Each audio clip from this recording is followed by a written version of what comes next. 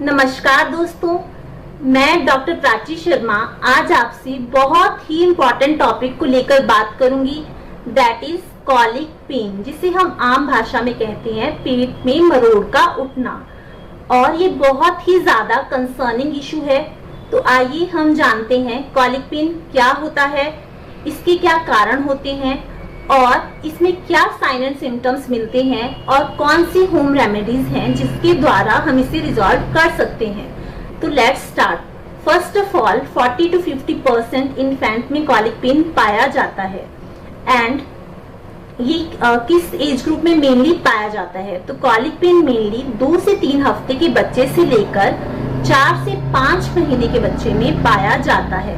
And it is a self limiting disease, that means time के साथ ही automatically resolve कर जाता है। जैसे ही बच्चा क्रॉल करने लगता है या वॉक करने लगता है, ये डिजीज रिजॉल्व हो जाता है।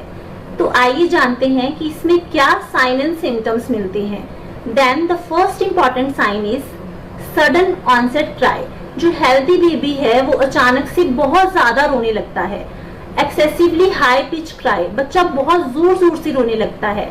And the second important symptom is fisting of hand, बच्चा अपनी मुट्ठी पूरी टाइटली बंद कर लेता है।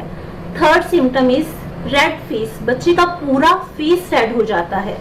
And the fourth symptom is he और शी इंक्रीजेस मसल टोन, बच्चा पूरी तरह से अपने शरीर को तान लेता है या जकड़ लेता है।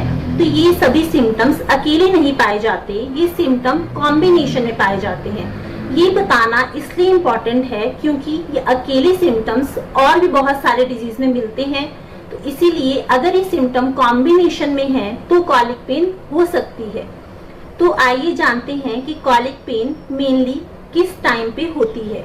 इसका एक पर्टिकुलर टाइम रहता है। कॉलिक पेन मेनली दोपहर और शाम के टाइम मिलती है। एक हेल्थी बच्चा दोपहर और शाम के टाइम अचानक से बहुत ज्यादा रोता है तो हम समझ सकते हैं कि इट इज कॉलिक पेन। तो आइए जानते हैं कि डॉक्टर इसे किस प्रकार डायग्नोस करता है। तो डॉक्टर इसे डायग्नोस करने के लिए रूल ऑफ 3 को यूज करता है। 3 में फर्स्ट इज अगर बच्चे को पेन 3 घंटे से ज्यादा हो रही है एक दिन में।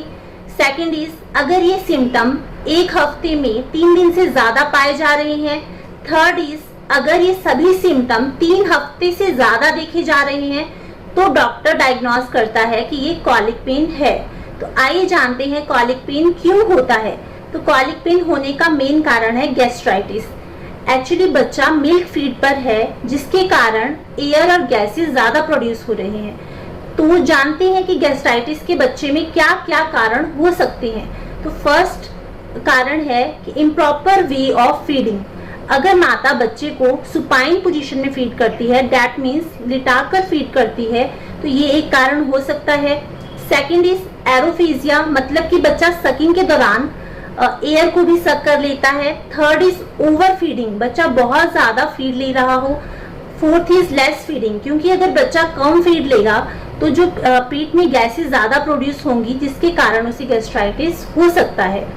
आइए जानते हैं इसमें क्या क्या होम रेमेडीज की जा सकती हैं।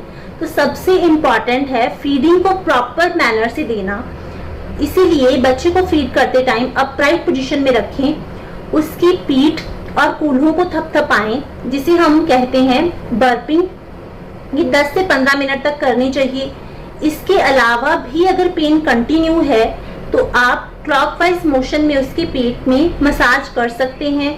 इसके अलावा साइकिलिंग एक्सरसाइज बच्चे को करा सकते हैं, इससे भी बच्चे में गैसेस पास हो सकती हैं। स्टिल अगर बच्चे को पेन कंटिन्यू है तो आपको क्या करना है?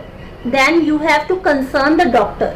तो डॉक्टर आपको इसमें मेडिकेशन सजेस्ट करेंगे, जिसमें से ग्राइप वाटर कॉमनली सभी के घरों में यूज हो रहा है, बट आप सभी इसे एज अ सप्लीमेंट यूज नहीं कीजिए।